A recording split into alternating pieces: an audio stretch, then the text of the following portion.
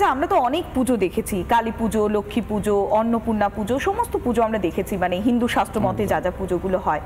কিন্তু শুধুমাত্র এই দুর্গা পুজোর ক্ষেত্রে আমরা বোধনটা দেখি, মানে বোধন করা হচ্ছে, মাকে আমন্ত্রণ জানানো হচ্ছে, বা বোধনের একটা বিশেষ পর্ব থাকছে। সেটা দুর্গা পুজোর ক্ষেত্রে বোধনের পর্বটা কেন?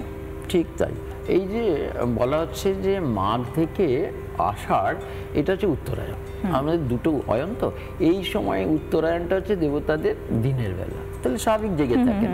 আবার শ্রাবণ থেকে পৌষ অবধি হচ্ছে দক্ষিণায়ন, এই যে পিরিয়ডটা, এইটাকে বলা হয় দেবতাদের রাত্রিকাল।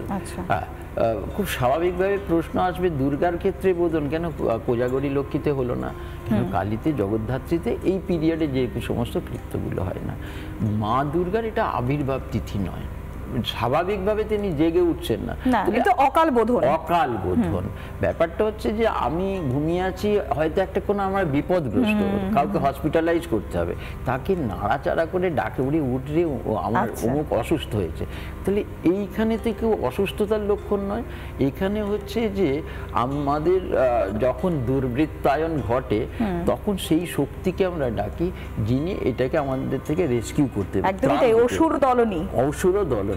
তাই দুর্গা দুর্গতি হারিনি।